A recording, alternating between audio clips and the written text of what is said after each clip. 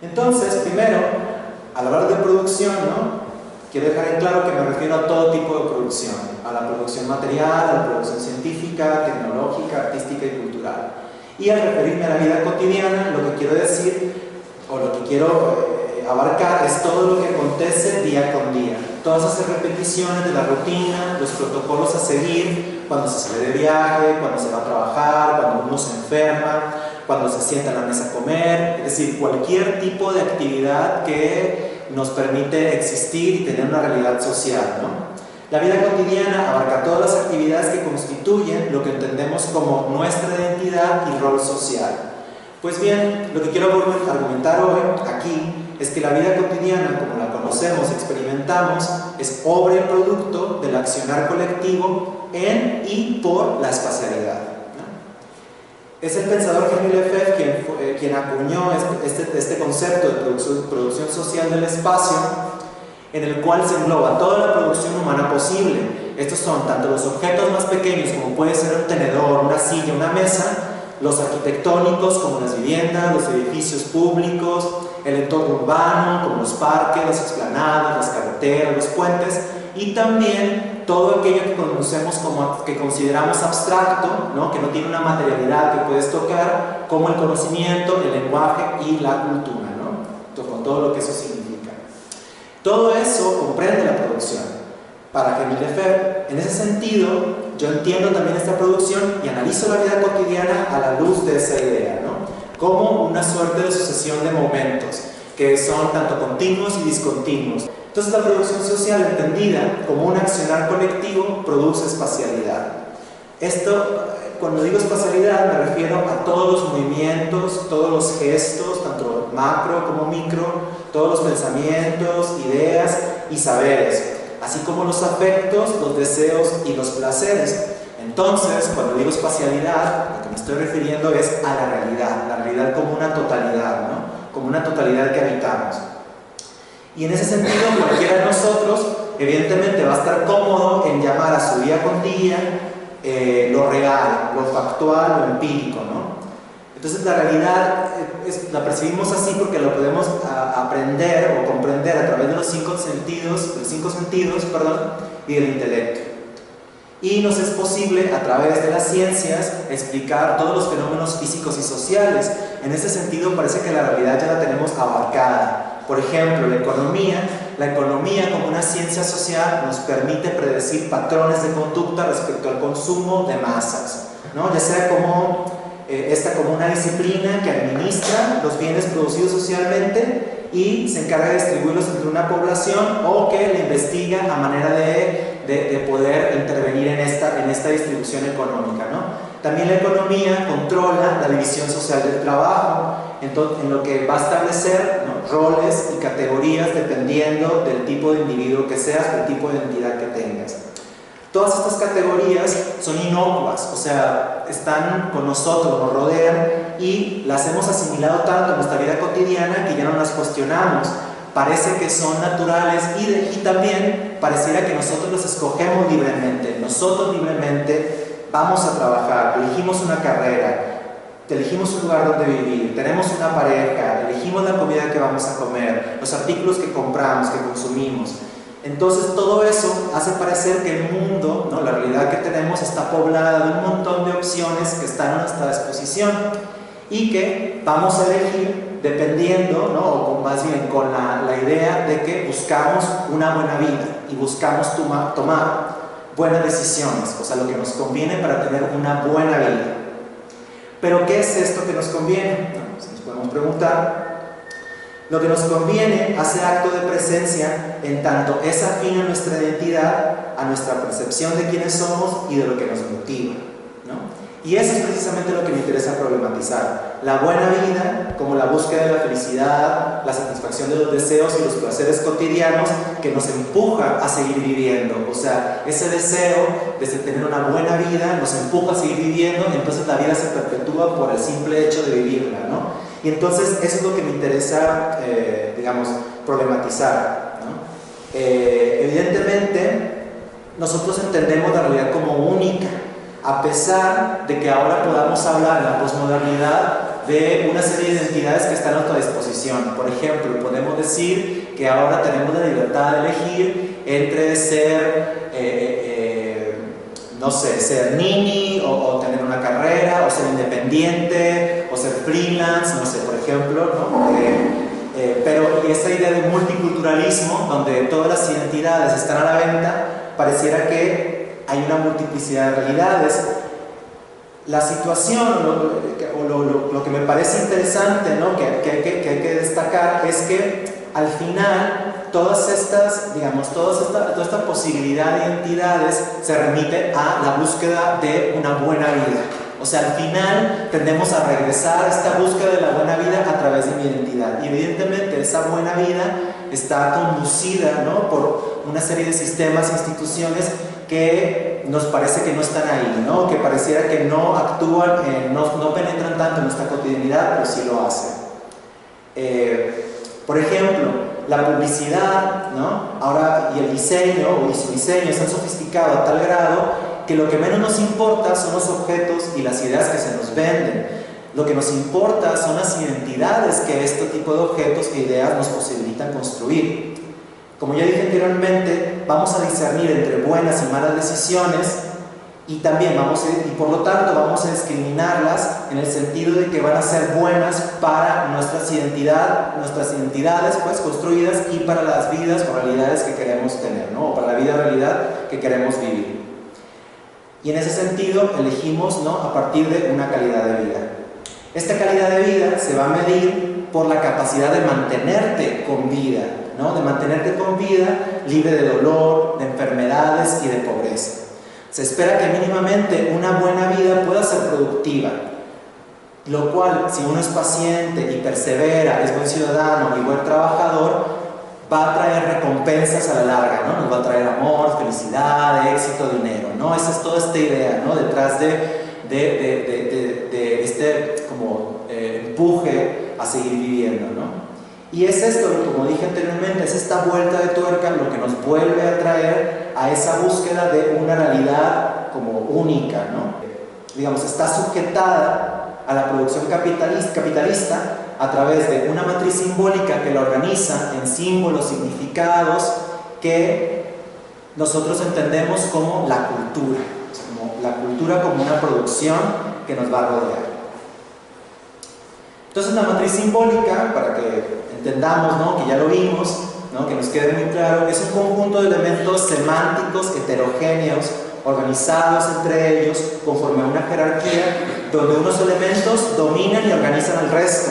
Y eso es la producción cultural que se encarga de dar soporte material a las relaciones que la misma matriz simbólica va a precipitar. O sea, como vimos en clases, talleres pasados, las sesiones pasadas, una silla, una mesa es un soporte en tanto que objeto que permite que ciertas relaciones se puedan desplegar, ¿no? Los objetos que tenemos a nuestro alrededor, como los objetos prácticos para escribir, ya sea la computadora, la pluma o un lápiz, van a permitir soportar ciertas relaciones, cierta sociabilidad y cierta producción. Entonces, ¿cómo es que opera esta producción cultural y en qué sentido se vincula, ¿no? A la matriz simbólica de la que estoy hablando? Bueno, yo lo que digo es que opera produciendo una suerte de tecnologías del hábitat, ¿no? ¿Y qué son estas tecnologías? Pues bien, son estos artefactos que, como dije, van a disciplinar y significar al cuerpo, ¿no? Veamos, por ejemplo, una tecnología del hábitat con la que estamos muy cercanos y que es tan cotidiano que no nos preguntamos más allá de si es bella o no es bella, si es agradable, es la casa. Una casa como vivienda, como hogar, va a disciplinar y a condicionar al cuerpo en la medida que la composición de los espacios, o sea, cuando tienes una cocina, que tienes una sala de comedor, que tienes una serie de recámaras que están divididas y jerarquizadas dependiendo de tu parentesco, o sea, los padres, el mamá y papá tienen una recámara principal, los hijos tienen otra, si hay una persona que haga la limpieza tiene su recámara aparte, que regularmente está cerca precisamente del cuarto de lavado y los áreas de servicio. Y bueno, todas esta organización espacial va a hacer precisamente que el cuerpo se condicione y se acondicione a utilizar los espacios conforme fueron como diseñados o pensados arquitectónicamente.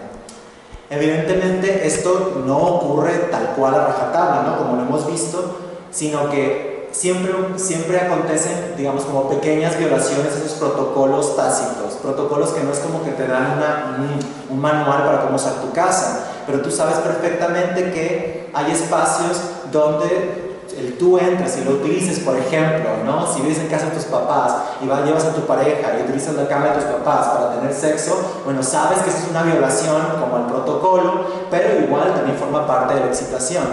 Entonces, el poder, digamos, esta matriz simbólica contempla esas situaciones, pero sí la utiliza para establecer parámetros. O sea, si no existiera esa prohibición, tal vez no lo pensaríamos tanto y a lo mejor no sería tan excitante irte a la cama de tus papás, o no sé, usar un espacio público para hacer algo que no está, que se supone que no debes hacer ahí, como los performances de la gente que se corta, que se desnuda en la vía pública, o que defeca, yo qué sé. Todas esas cosas, pues, digamos, son atrayentes porque precisamente violan una prohibición, ¿no? Que son prohibiciones que no te van a llevar a la cárcel, pero pues van a ocasionar una reacción. En el espacio urbano, por ejemplo, ¿no? Me refiero a las ciudades, los desplazamientos se van a regir por su productividad y por las relaciones de alianza nacional, étnica y de consumo. Por ejemplo, el turismo, ¿no? Y esto es muy claro en Guanajuato, donde la ciudad se va a promocionar como una ciudad cultural, como una ciudad museo, que resguarda y cuida a través de la conservación arquitectónica y de la restauración, va a conservar una memoria colonial que se supone que como mexicanos nos marca y nos hace ser lo que somos, ¿no? En ese sentido también va a disciplinar a los cuerpos en cómo utilizar el espacio y cómo cuidarlo o cómo no cuidarlo, cómo sentirse, ¿no? O sea, empieza a generar un vínculo identitario que va más allá de una utilización mecánica, ¿no? Incluso se puede hablar, de que puede generar una suerte de orgullo, ¿no? Orgullo nacional, orgullo por pertenecer a una ciudad. Y también el Festival Internacional Cervantino, el FIC, también pertenece a la producción cultural hegemónica, donde también va a establecer parámetros de lo que significa la cultura, con C mayúscula, ¿no? La cultura hegemónica, la cultura académica, que se va a contraponer contra la cultura popular. También me gustaría hablar de, como comentamos durante las sesiones, de las formas, ¿no? Cómo todas estas tecnologías del hábitat que llamo, como la casa, la ciudad, todos los objetos que nos rodean, que van a permitir ciertos usos o ciertas relaciones, también van a generar formas. Entonces, como vimos, una forma la reconocemos porque tiene peso, tiene un contorno, un volumen, un color, proyecta sombra, vaya, todo lo que entendemos como un análisis material. Asimismo, principalmente el concepto de forma se refiere a los objetos y a las cosas, pero también va a comprender a formas de vida, y eso es lo que también me interesa aquí exponer. Las formas de vida son precisamente esas identidades que están a nuestra disposición, que, como ya argumenté, nos van a permitir nos van a permitir habitar socialmente la realidad, ¿no? Lo que entendemos como realidad. Me gusta esta idea de Henri Lefebvre, ¿no? que él toma la forma en una dialéctica con la función y con la estructura, o sea que siempre están vinculadas. Es decir, una forma siempre va a tener una función, siempre va a servir para algo, o sea, no nada más está ahí por nomás, tiene una función específica y está dentro de una estructura mayor que la va a conectar a otras formas, ¿no? Por ejemplo, la forma de vida heterosexual. La heterosexualidad como forma de vida se puede percibir en las parejas, precisamente hombre-mujer, en la familia nuclear que está constituida por el padre, la madre, las y los hijos, el matrimonio y la división espacial de la domesticidad, como hablé hace rato, ¿no? De cómo están separados los espacios interiores de una casa, de una vivienda. Entonces estas formas son tal porque tienen un contorno, o sea, hay una serie de fronteras, un límite que va a generar una adentro y una fuera de esa forma, ¿no? Estas formas tienen como función, tienen una función a cumplir dentro de una estructura social.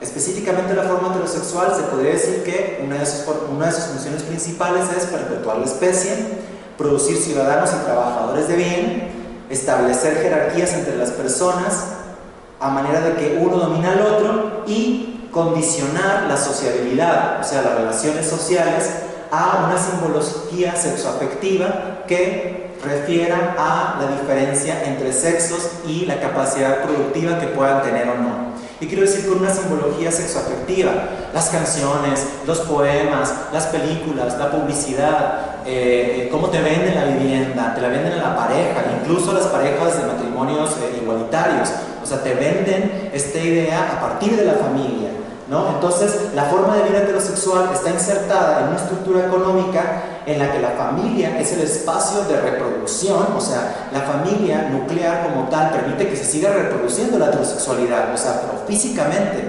nacen más personas porque esta estructura lo permite.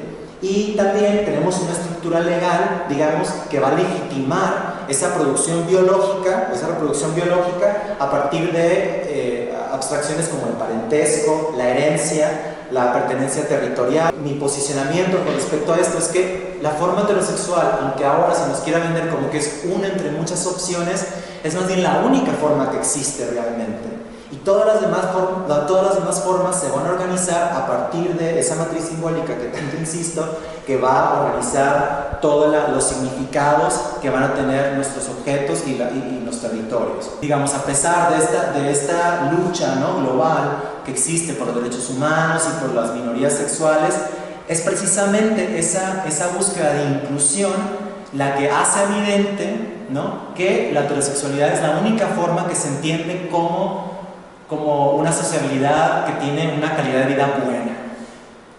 Volviendo al matrimonio igualitario, bueno, esta inclusión es una inclusión, una norma heteronormada, una norma heterosexual, pues, perdón, que lo que hace es que, bueno, ok, no perteneces a esta sexualidad, pero te voy a catalogar como esta otra sexualidad, homosexual, lesbiana, transexual, la que sea, específicamente homosexual y lesbiana, ¿no?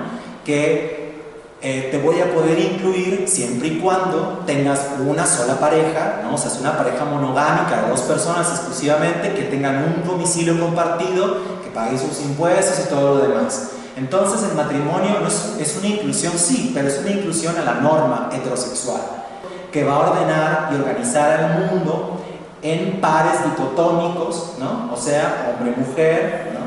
Y que dicha unión solo va a ser posible por esas diferencias que son esenciales. O sea, esas diferencias te hacen quien eres. Es decir, ya no puedes dividirte más de ser, socialmente hablando, obviamente, de ser hombre o ser mujer. Digamos, la heterosexualidad lo que hace es que va a fijar esa unión de diferencias como algo que existe antes del discurso y antes de la historia, que es más que es ahistórico.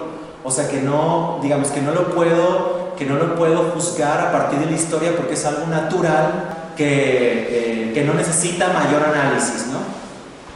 Entonces, de acuerdo siguiendo la tesis de Foucault, de Michel Foucault, la sexualidad como tal, ¿no?, como esta tecnología va a aparecer en escena como un dispositivo médico. En primera instancia, la sexualidad, como la conocemos ahora, va a ser producida por la burguesía victoriana, que en su afán de hacerse un cuerpo de clase que lo vaya a distinguir naturalmente de las clases bajas, produce esta sexualidad como una tecnología. Vamos a ver, ¿qué quiere decir esto? Que se haga un cuerpo. O sea, la burguesía victoriana quería distinguirse de tal manera que no haya posibilidad de que se asemeje a las clases bajas que controlan, a las clases populares. ¿Y cómo hizo esto? A través de este dispositivo médico, como la sexualidad, para tanto patologizar cualquier cosa que salga de esa estructura que se busca, ¿no?, esa estructura productiva capitalista, y que va a proteger sus cuerpos de agentes que ellos consideran patógenos, que obviamente forman parte de la otra población, de la población popular, de la población que domina, ¿no? Y van a dividirlo a través de entender el cuerpo como una máquina que se reproduce sexualmente, que obviamente va a pasar de generación a generación todas estas enfermedades, tanto físicas como psíquicas, ¿no?, que estos cuerpos empobrecidos para ellos, que están invadiendo sus ciudades, ¿no?, las ciudades industriales, por medio de estos, como son lo que ahora conocemos, o lo conocemos aquí en México como los paracaidistas, ¿no? Son estos barrios bajos que empiezan a aparecer en las ciudades industriales, donde las personas que habitaban ambientes rurales se mudan a la ciudad, porque la ciudad, como controla el campo, lo empobrece. Entonces en busca de mejor vida, pues se van a la ciudad y generan estos espacios dilapidados que la burguesía va a decir, bueno, hay que meter control ahí, ¿no? Y así como aparece, ¿no? Como se produce el biopoder. Esta tecnología de la sexualidad es solamente para la burguesía, o sea, las clases populares no les interesa, de hecho lo toman como problemas de gente rica. Cuando pasa a la población es precisamente cuando toda la población trabajadora, proletaria, se empieza a convertir en un problema urbano, es cuando dicen, bueno, hay que ponerles un alto, hay que controlar cuántos hijos van a tener, hay que controlar, ¿no?, cómo se van a reproducir, hay que controlar a la población. Y ahí es como aparece el biopoder, en donde la población se va a convertir en va a pasar a ser un cuerpo, o sea, un cuerpo que tiene obviamente enfermedades y que tiene problemas que puede transmitir y patógenos que puede transmitirnos, ¿no?, a través del aire, a través del agua. Entonces ahí el biopoder es bien importante. Y el biopoder como tal se va a constituir de todas las potencias vitales que como cuerpo poseemos. ¿Cuáles son esas potencias? Bueno, la capacidad de crear, de destruir y por ende de reproducir formas de vida estructuradas de acuerdo a una función, al capitalismo liberal. O sea, el biopoder en tanto que obra y producto, ¿no? O sea, que es una obra y producto de esta sociabilidad victoriana que empieza a encontrar en la sexualidad una forma de autodefinirse como cuerpo, un cuerpo que es mejor biológicamente que las clases bajas. En ese sentido, también se da cuenta que es un biopoder, este biopoder que dice Foucault, también le permite manipular a las masas, les permite controlarlas y establecerlas dentro de márgenes que vayan a satisfacer las necesidades de producción capitalista. Entonces, dice Foucault que es un gran paso, ¿no?, de la sexualidad, porque transitamos de unas sociabilidades donde se encargaban de decidir quién moría y quién vivía, ¿no?, utilizando la muerte, por ejemplo, la muerte por guillotina, la muerte por horca, y poniéndola en el público, ¿no?, porque la exponían en explanadas, para utilizarlo como un castigo ejemplar y que a nadie se le ocurra hacer lo que hizo la persona a la cual están decapitando o ahorcando frente de todos. Y dice que el paso que permite la sexualidad, ¿no?, como tecnología, es que ahora lo que se va a hacer es administrar la vida, administrarla, controlarla, gestionarla, la vida, para que se perpetúe por la vida misma. Y eso es muy importante, porque ahí es donde entra esta idea de la vida cotidiana y de esas formas de vida, como la forma de vida heterosexual y cualquier otra identidad que podamos pensar a partir de esas, que ahí está el biopoder. Es ahí donde el biopoder despliega estas tecnologías del hábitat. Estas tecnologías que las podemos vivir, como les digo, en la vivienda, las podemos ver en los barrios cerrados, así tipo suburbanos, donde están las familias, las escuelas son dispositivos, son tecnologías que van a disciplinar a los cuerpos a estudiar a determinada hora, a sentarse de determinada manera, a tener horarios para comer determinados, que van a ser los mismos horarios que después cuando vayamos a trabajar los vamos a cumplir. Entonces, claro, yo ya no me pregunto por qué me da hambre a la 1:30, 1 de la tarde, porque es una hora que desde pequeño me han hecho, que me establecieron la hora del descanso para comer, y es precisamente a la misma hora que me dan en el trabajo. O sea, ya hay todo un acondicionamiento que se está realizando para que vayamos preparando el cuerpo para esas situaciones. Todo este despliegue, yo lo entiendo como un despliegue rizomático. Y esto del rizoma es una definición de Deleuze y Guattari en el libro Mil Mesetas, en el capítulo que leímos, que es el primero, donde él establece que estas conexiones rizomáticas, que para que se lo imaginen es como un tubérculo, ¿no?, como los tubérculos que tienen un montón de raíces que no son como los árboles, que son hasta cierto punto simétricas, sino que son discontinuas, que no tienen un centro, por así decirlo, y que son radicalmente descentralizadas, pues. Y que esas relaciones o raíces rizomáticas van a construir líneas de fuga, van a permitir interrupciones y conexiones múltiples a significantes. O sea, Deleuze y Guattari piensan que lo que tenemos realmente es un despliegue asignificante. O sea que estos despliegues, estas conexiones se van dando porque se precipitan, o sea, son provocadas por las mismas sociabilidades, no que se diseñan, o sea, no están diseñadas en el sentido de que alguien estableció muy, a pesar de que, por ejemplo, la economía intenta establecer parámetros para controlar crisis económicas en los países, muy a pesar de eso, las relaciones que se van dando en la realidad, en la cotidianidad, pues no son controlables. O sea, a priori pasan, simplemente ocurren. Lo que sucede es que la fijación y la significación va a venir después con la matriz simbólica que se la va a poner encima. Se dan cuenta que tenemos todas estas conexiones rizomáticas que son incontrolables y luego encima se pone la matriz simbólica. Y esa matriz simbólica hegemónica, obviamente, ¿no? La que conocemos que divide todo, bueno y malo, hombre y mujer, blanco y negro, legítimo y legítimo, esta matriz de dicotomías, todo lo va a tomar va a ser como si fuera una radiografía, una impresión o tomar una foto de esas raíces que parecen caóticas y le va a dar un orden, si lo quieren ver así, artificial, sobrepuesto, como si fuera un calco. Y de hecho Deleuze y Guattari hablan del calco, como una calcamonía que va a traerse esta forma y le va a dar una función y la va a colocar dentro de una estructura. Y esto tiene que ver con la vida cotidiana porque es precisamente esas formas, esos calcos son precisamente las formas de vida que a través del biopoder se van a conectar, se van a conectar, digamos, ya ahora sí intencionalmente, con otras tecnologías para poder contenerlas. Y estas tecnologías es importante saber cuáles son, entenderlas, porque llevan la impronta, es decir, están hechas por y para quienes quieren dominar. O sea, están hechos por las clases corporativas, las élites políticas, las élites académicas, que hacen una construcción de realidad y establecen una matriz y a partir de la cual van a organizar todo y van a empezar a lanzar estas formas de vida al mercado para que estén a nuestra disposición. Entonces, la vida cotidiana, como yo la veo, es un territorio en disputa. Es un territorio que, como todo territorio, tiene fronteras, tiene una adentro y una afuera. La vida cotidiana se evidencia en su teatralidad cuando, al ser analizada bajo el cristal del concepto de la producción social del espacio, se puede ver cómo hay una suerte de performática de estas vidas, ¿no? Se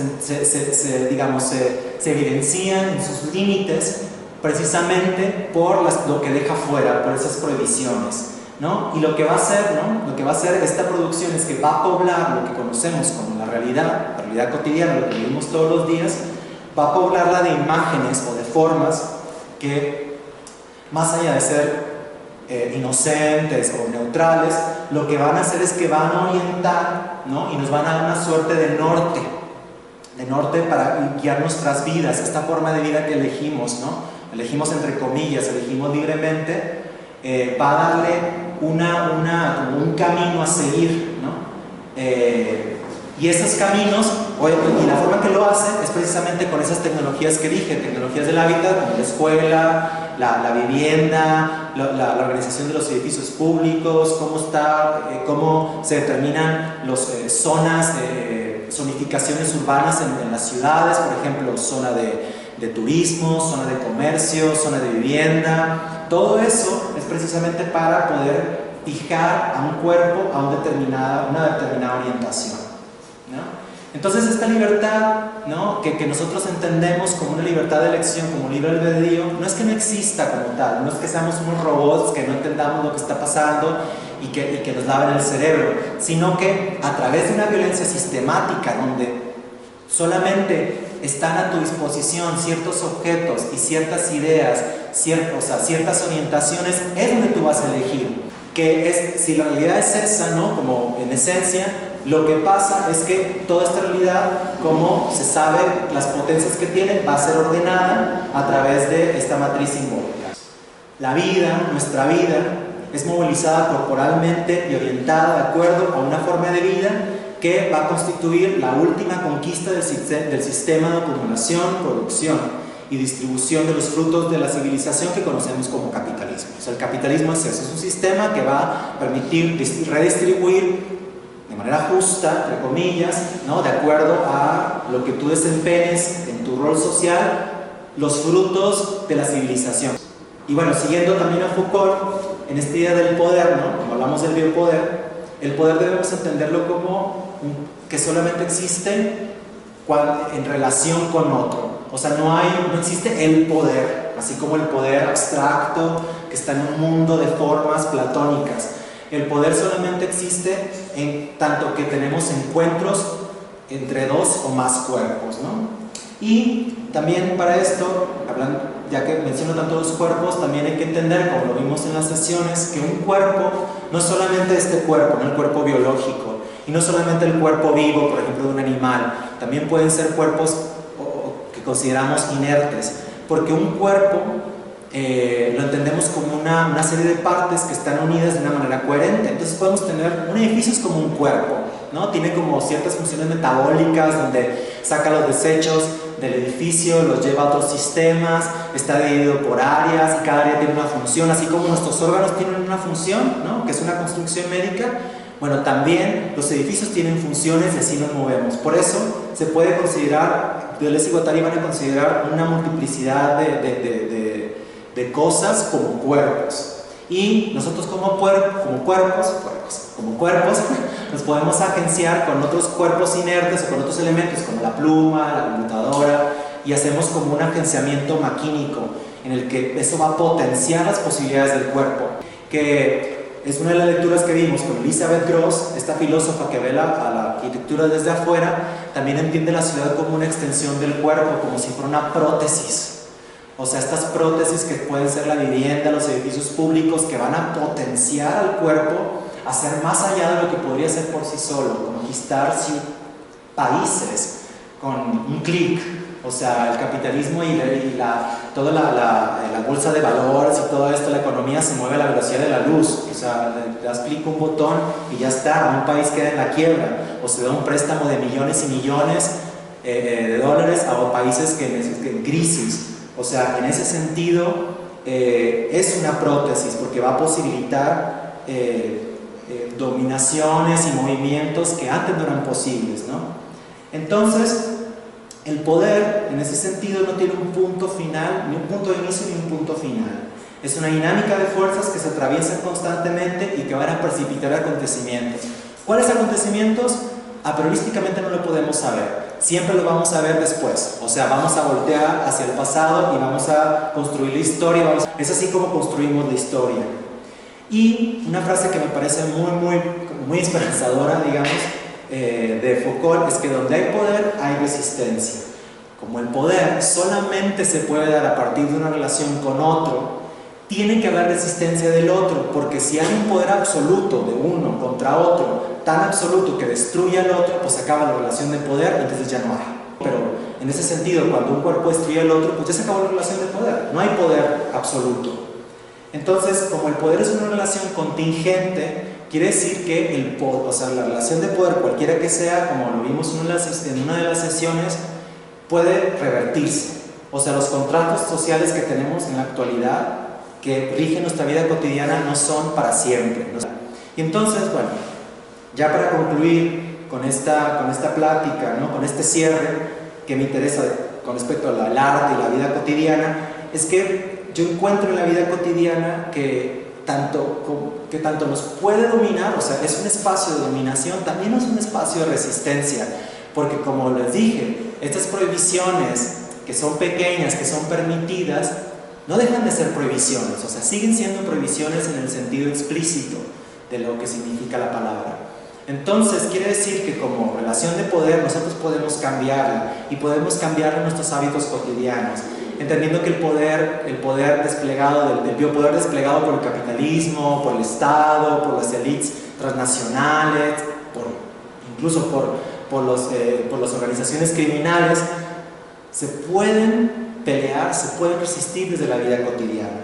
Entonces, por eso me parece que el arte como producción artística, como producción de significados, como producción simbólica, es un espacio donde podemos aspirar a resistir, podemos aspirar a producir